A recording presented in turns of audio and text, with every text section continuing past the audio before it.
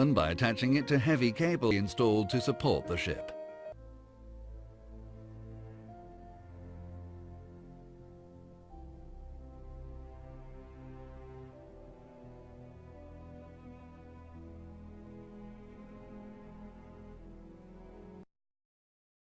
So that it could be made into an artificial reef about 2 years ago, and it's been under preparation since then.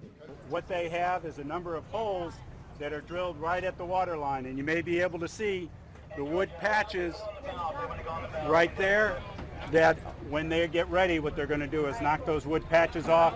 That'll allow the water to come in, and it should go down quite quickly.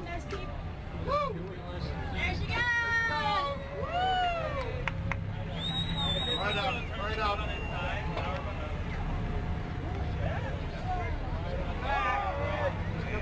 She's riding.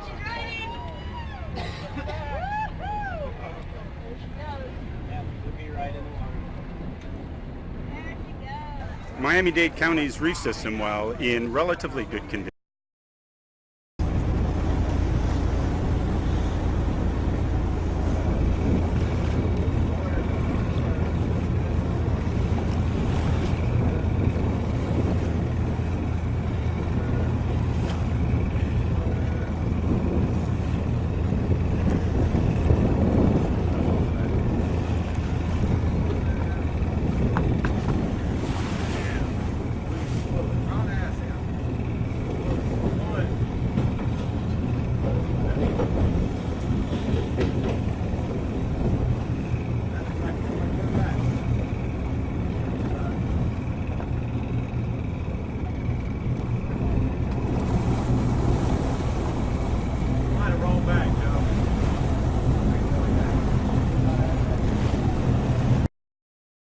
House off eastern Singapore approaches.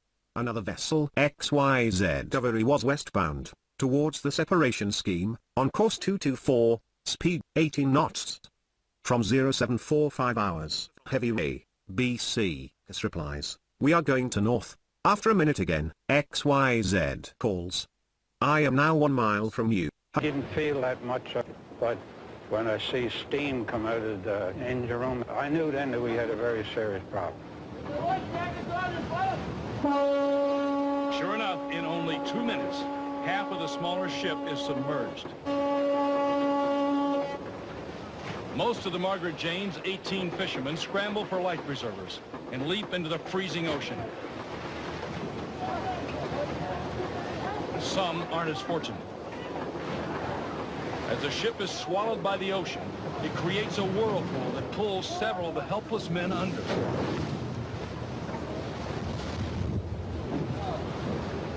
Fortunate sailors with flotation devices resurfaced. Weekend.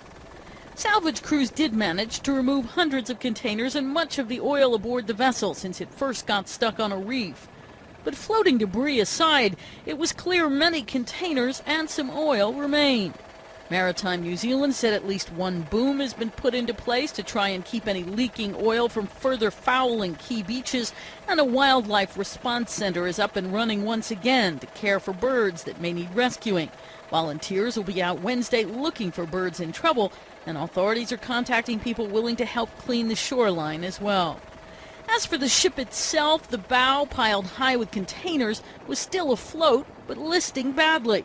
The stern went under first, with the bridge entirely submerged.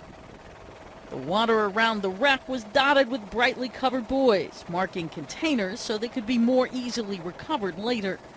The transport minister was insisting the wreck will have to be removed completely, but despite bracing for the worst, in the short term, one official was acknowledging authorities don't know exactly what will happen next.